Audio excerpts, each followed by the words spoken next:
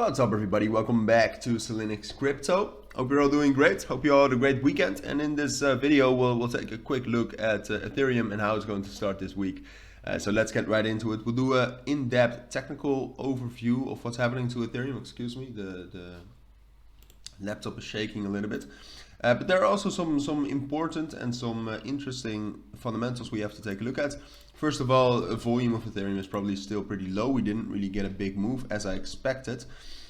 I expected the big move, not that we did not get it, but usually on like Sunday to Monday you get a big move because of the big institutions and market makers taking positions.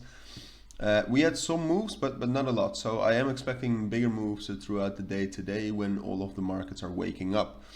The US, for example, is still fast asleep. So that's what's happening. And then the big fundamentals I wanted to talk about. I mean, we all know what happened Friday. There was more fear in the market because of the proof of reserves audits being invalidated, or at least not invalidated, but being withdrawn. And it was still a fallout from the not changing monetary policy of the Federal Reserve. All right, so we dropped down quite hard, and maybe due to less volume, we dropped down even more because this drop was pretty harsh. Let's be honest, but it brought us back to the levels we were at before we knew, or before there was news about the monetary policy changing. So it didn't change. We got back to the same levels.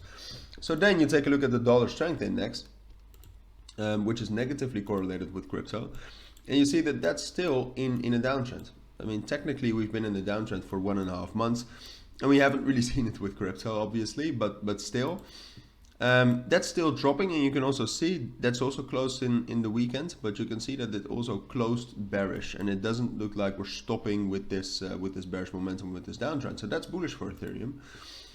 So what I actually expect is that if you zoom into Ethereum right now, is that you can see that Friday we found support ultimately around 1150. All right, this really is our last kind of support. We could actually drag this down a little bit. This entire level between 1140 and 1175 is our last support.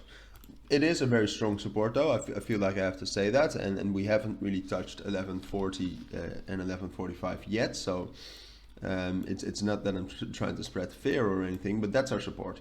And then we have that 1200 level that we need to break through if we actually want to become a little bit more bullish. If we want to get towards 1225, 1230 again, and basically get into some sort of some more of a bullish market structure. So what I expect for now, given the fundamentals that we have, is that I do think we are going to be able to break above 1200.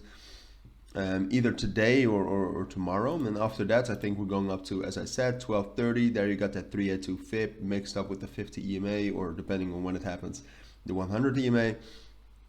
We're not bullish enough to break through that. So what's then probably going to happen is that we're going to drop back down to 1200. And then if the dollar strength index actually remains bearish, then we can hold that and start some sort of a consolidation, and maybe at the end of the week some sort of an uptrend up towards 1260.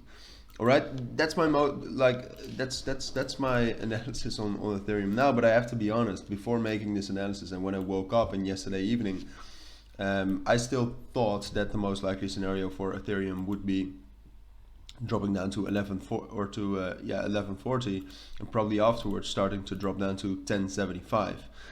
Now I've gone back on that. So I did a 180 mostly because of the dollar strength index. So if anything happens with that dollar strength index, if for example the markets in the US start and it becomes bullish, then we can still do something like that. But you know, I have to have some sort of a bias, and right now my bias is up for crypto and down for the DXY. So that's my take on Ethereum this morning. If you do have any questions, let me know. But for now, take care and bye.